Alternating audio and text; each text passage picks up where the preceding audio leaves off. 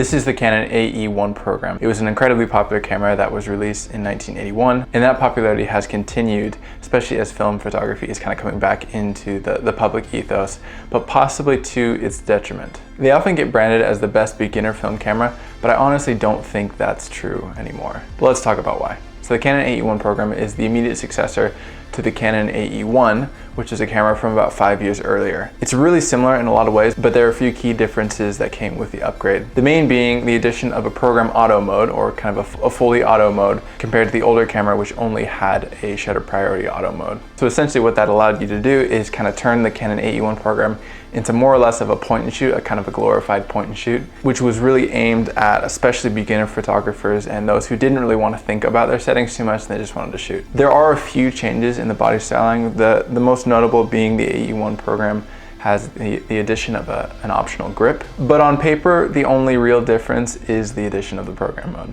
In terms of features, the Canon AE-1 program is pretty standard for cameras of around the same budget and around the same time. You've got your exposure preview and exposure lock buttons on the side, a depth of field preview, your standard controls on the top. One thing that is noticeably missing is an exposure compensation dial. It's not the end of the world because you can just use the ISO dial in kind of the same way, but it's not really ideal, and it would be really nice to just have a dedicated dial for that. It has a really bright 0.83 magnification viewfinder, which is really nice to use, especially with faster lenses. The biggest gripe I have is actually here though. So the information that is available in the viewfinder is pretty limited. All it will give you is what aperture it thinks you should be setting the camera to. It doesn't give you anything like what aperture you're actually at, what shutter speed you're at, or anything along those lines. That's all it gives you. Now this is fine if you're planning on mostly using the automatic settings, but if you're in any more manual modes, then it's kind of annoying just to kind of have to, take your eye away from the viewfinder to check and see what you're at. And the thing is, I know Canon could have done better with this because they don't have this problem in even older cameras, like my FTB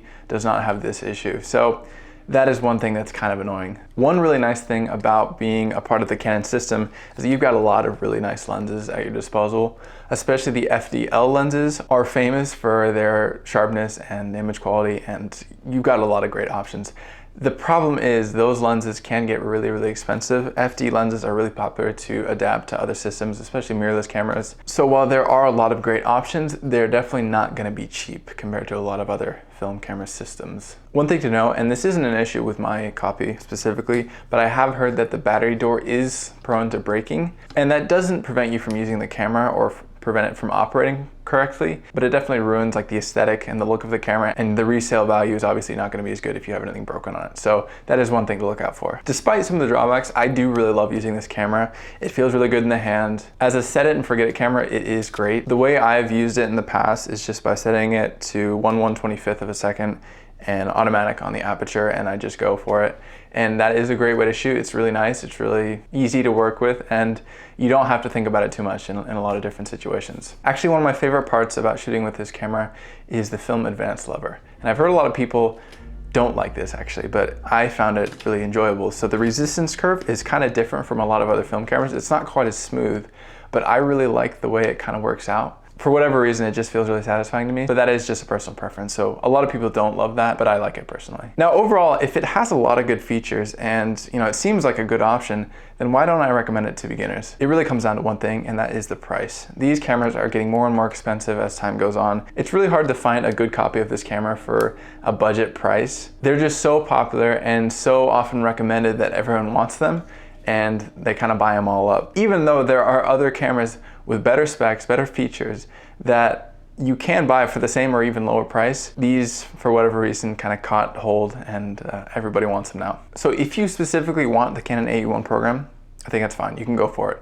But just know that there are a lot of better options out there in terms of budget and features. I would recommend the Canon A1 instead, or maybe the Minolta XD11. Both have more features and actually can be cheaper than the AE-1 just because they are less well known than the Canon AE-1 program. But again, if you want this camera, you can totally go for it. You'll just be getting it at a slight premium compared to a lot of other cameras in its class. Thanks for watching. If you're interested in purchasing this camera, please follow the affiliate links that are in the description and the comment section below.